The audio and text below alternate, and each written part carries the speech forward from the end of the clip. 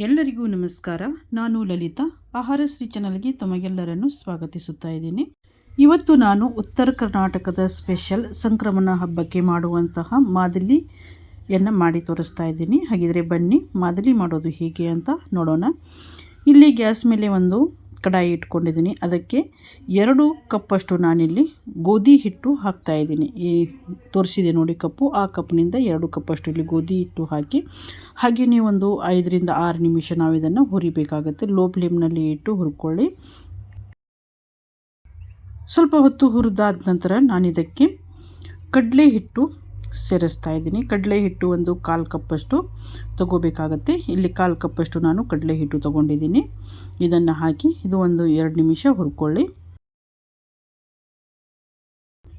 ಇದು 2 ನಿಮಿಷ ಹುರಿದಾದ ನಂತರ ಚಿರೋಟಿ ರವೆ 1 ಕಪ್ಪಷ್ಟು ಇದನ್ನು ಹಾಕಿ ಇದರ ಜೊತೆಯಲ್ಲಿ ಹುರಿಬೇಕು. ನೀವು ಬೇಕಿದ್ರೆ ಗೋಧಿ, ಅಕ್ಕಿ ಮತ್ತು ಕಡಲೆಬೇಳೆಯನ್ನು ಸ್ವಲ್ಪ ಹುರಿದು ಕೂಡ ಗಿರಣಿಗೆ ಕೊಟ್ಟು ಹಿಟ್ಟು ಮಾಡಿಸ್ಕೊಂಡು ನೀವು ಮಾದಲಿಯನ್ನು ಮಾಡ್ಕೋಬಹುದು. ಅದು ಕೂಡ ತುಂಬ ಚೆನ್ನಾಗಿ ಆಗುತ್ತೆ. ಇವಾಗ ಇದು 5 ನಿಮಿಷ ಹುರಿದಾಗಿದೆ. ಇದು ಹುರಿದಾದ ನಂತರ ನಾವು ಇದನ್ನು ಪರಾತ್ನಲ್ಲಿ ತೆಗೆದಿಟ್ಕೊಳ್ಳೋಣ. ಟೋಟಲ್ ಆಗಿ ಒಂದು 7 ರಿಂದ 8 ನಿಮಿಷ ಇದನ್ನು ಹುರ್ಕೊಳ್ಳಿ. ಇವಾಗ ಇದನ್ನು ಪರಾತ್ನಲ್ಲಿ ತೆಗೆದಿಟ್ಕೊಳ್ತಾ ಇದ್ದೀನಿ. ಇದು ತಣ್ಣಗಾಗಲಿಕ್ಕೆ ಬಿಡಬೇಕು. ಇದು ತಣ್ಣಗಾಗುವವರೆಗೂ ಇಲ್ಲಿ ಕೆಲವೊಂದು ಸಾಮಗ್ರಿಗಳನ್ನು ನಾವು ಹುರ್ಕೊಳ್ಳೋಣ. ನಾನು ಈ ಮಾದಲಿ ಮಾಡಲಿಕ್ಕೆ ಏನೆಲ್ಲ ಸಾಮಗ್ರಿಗಳು ತೊಗೊಂಡಿದ್ದೀನಿ ಅದರ ಲಿಸ್ಟನ್ನು ನಾನು ಡಿಸ್ಕ್ರಿಪ್ಷನಲ್ಲಿ ಕೊಟ್ಟಿರ್ತೀನಿ, ನೀವು ಅಲ್ಲಿ ಹೋಗಿ ನೋಡ್ಬೋದು.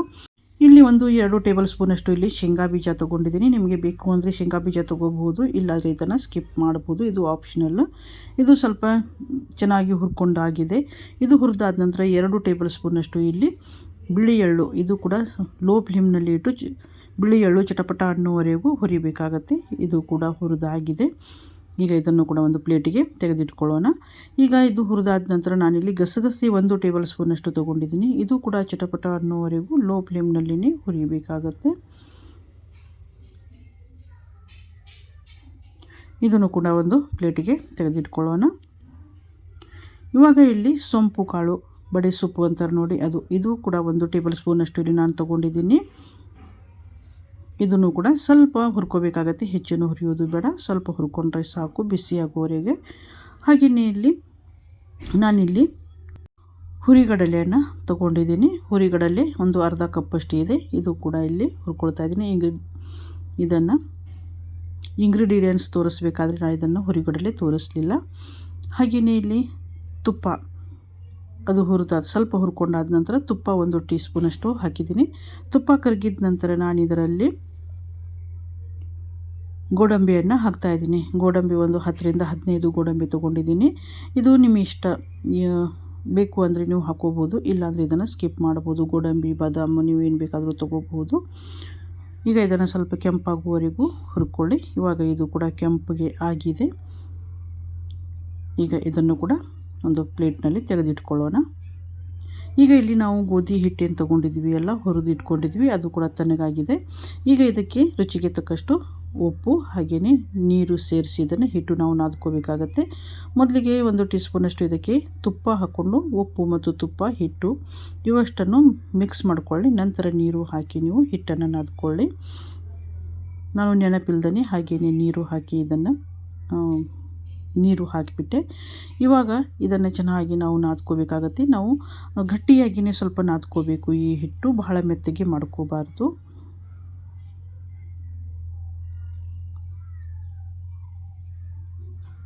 ಈ ವಿಡಿಯೋ ನಿಮಗೆ ಇಷ್ಟ ಆಯಿತು ಅಂದರೆ ಒಂದು ಲೈಕ್ ಕೊಡಿ. ಹಾಗೆಯೇ ನಿಮ್ಮ ಅನಿಸಿಕೆಗಳನ್ನು ಕಮೆಂಟ್ ಮಾಡಿ. ಹಾಗೆಯೇ ಇನ್ನಷ್ಟು ಸುಲಭವಾಗಿ ಮಾಡುವಂಥ ಅಡುಗೆಗಳನ್ನು ನೋಡಲಿಕ್ಕೆ ಆಹಾರಶ್ರೀ ಚಾನಲನ್ನು ಸಬ್ಸ್ಕ್ರೈಬ್ ಮಾಡಿ.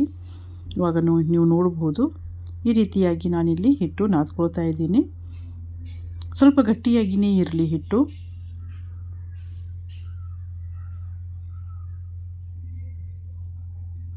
ಇವಾಗ ಇಲ್ಲಿ ನೀವು ನೋಡ್ಬೋದು ಈ ರೀತಿಯಾಗಿ ನಾನು ಹಿಟ್ಟು ನಾದಿ ತೊಗೊಂಡಿದ್ದೀನಿ. ಇದನ್ನು ನಾವು ನೆನಲಿಕ್ಕೇನು ಇಡಬೇಕು ಅಂತ ಏನಿಲ್ಲ. ನಾವು ಈ ರೀತಿಯಾಗಿ ಉಳ್ಳಿಗಳನ್ನು ಮಾಡಿಕೊಂಡು ಇದನ್ನು ನಾವು ತಕ್ಷಣವೇ ರೊಟ್ಟಿಯನ್ನು ಲಟ್ಟಿಸಿ ನಾವು ಮಾಡ್ಕೋಬಹುದು.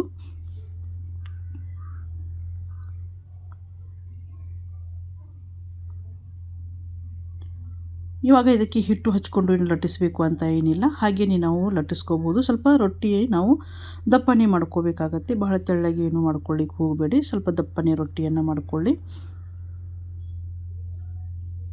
ಇವಾಗ ಈ ರೊಟ್ಟಿ ಆಗಿದೆ. ಈ ಕಡೆ ತವಾ ಕೂಡ ನಾನು ಬಿಸಿ ಮಾಡಲಿಕ್ಕೆ ಇಟ್ಟಿದ್ದೀನಿ ಗ್ಯಾಸ್ ಮೇಲೆ. ತವಾ ಕೂಡ ಇಲ್ಲಿ ಬಿಸಿಯಾಗಿದೆ. ನಾವು ಎಣ್ಣೆ ಏನು ಹಾಕಿ ನಾವು ಇದು ಬಿಸಿ ಮಾಡಬೇಕಾಗಿಲ್ಲ, ನಾವು ಹಾಗೆಯೇ ಬಿಸಿ ಮಾಡಬೇಕಾಗತ್ತೆ. ಇದು ಬಿಸಿ ಆದ ನಂತರ ಚೆನ್ನಾಗಿ ನಾವು ಎರಡೂ ಕಡೆಯಿಂದ ರೊಟ್ಟಿಯನ್ನು ಬಟ್ಟೆಯಿಂದ ಒತ್ತಿ ನಾವು ಇದನ್ನು ಚೆನ್ನಾಗಿ ಬೇಯಿಸ್ಕೋಬೇಕಾಗತ್ತೆ. ಎರಡೂ ಕಡೆಯಿಂದ ಚೆನ್ನಾಗಿ ಬೇಯಿಸ್ಕೋಬೇಕು. ನೋಡಿ, ಈ ರೀತಿಯಾಗಿ ಲೋ ಫ್ಲೇಮ್ನಲ್ಲಿ ಇಟ್ಕೊಂಡು ನೀವು ರೊಟ್ಟಿಯನ್ನು ಚೆನ್ನಾಗಿ ಬೇಯಿಸ್ಕೊಳ್ಳಿ.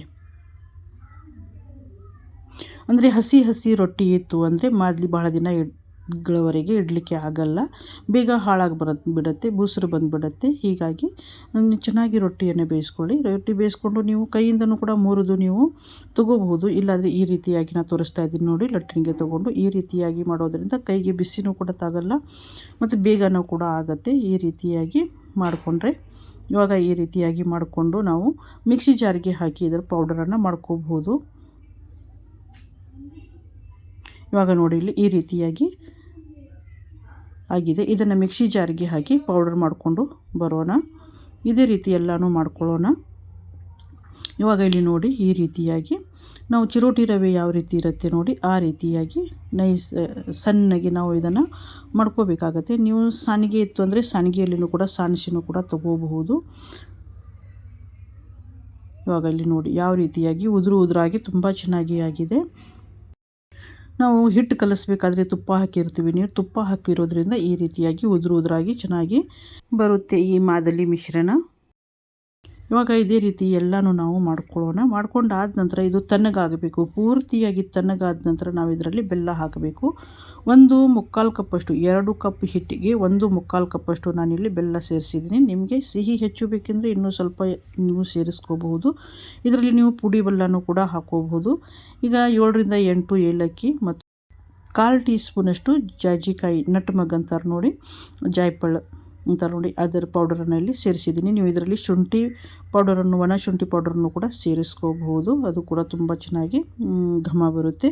ಮತ್ತು ಈ ರೀತಿಯಾಗಿ ನೀವು ಮಿಕ್ಸ್ ಮಾಡಿಕೊಂಡು ಕೈ ಮೇಲೆ ಹಾಕಿ ಈ ರೀತಿಯಾಗಿ ತಿಕ್ಕಿನೂ ಕೂಡ ನೀವು ತಗೋಬಹುದು.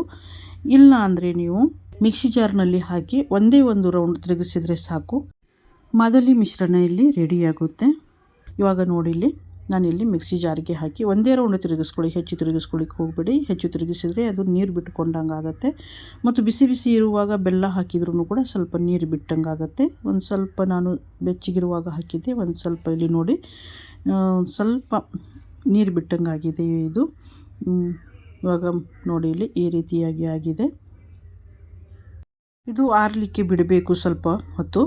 ಇದು ಆರಿದ ನಂತರ ನಾವು ಇದಕ್ಕೆ ಮಾಡ್ಕೊಂಡಿರುವಂಥ ಈ ಮಸಾಲೆ ಏನಿದೆಯಲ್ಲ ಇದನ್ನು ಇಲ್ಲಿ ಸೇರಿಸ್ಕೊಳ್ಳೋಣ. ಸೇರಿಸ್ಕೊಂಡಾದ ನಂತರ ಇದಕ್ಕೆ ಗೋಡಂಬಿನೂ ಕೂಡ ಸೇರಿಸ್ತಾ ಇದ್ದೀನಿ.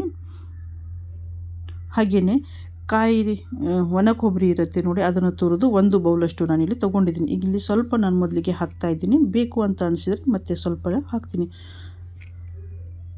ಈಗ ಇಲ್ಲಿ ಶೇಂಗಾ ಬೀಜನೂ ಕೂಡ ಹಾಕ್ತಾ ಇದ್ದೀನಿ. ಹಾಕಿ ಇದನ್ನು ಚೆನ್ನಾಗಿ ಮಿಕ್ಸ್ ಮಾಡ್ಕೊಳ್ಳಿ.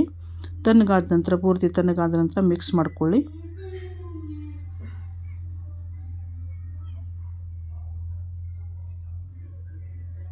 ನೀವು ಇದರಲ್ಲಿ ಈಗ ನೋಡಿ, ಇಲ್ಲಿ ನಾನು ಉಳಿದಿರುವ ಶೇಂಗಾ ಮತ್ತು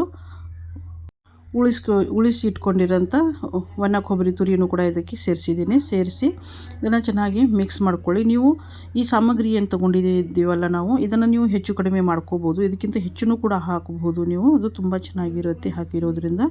ಇಲ್ಲಿ ಮಾದಲಿ ರೆಡಿಯಾಗಿದೆ. ನೀವು ಇದನ್ನು ಹಾಲು ತುಪ್ಪ ಹಾಕ್ಕೊಂಡು ಕೂಡ ತಿನ್ನಬಹುದು, ತುಂಬ ಚೆನ್ನಾಗಿರುತ್ತೆ. ಈ ವಿಡಿಯೋವನ್ನು ಪೂರ್ತಿಯಾಗಿ ನೋಡಿದ ತಮಗೆಲ್ಲರಿಗೂ ನನ್ನ ಆತ್ಮೀಯ ಧನ್ಯವಾದಗಳು.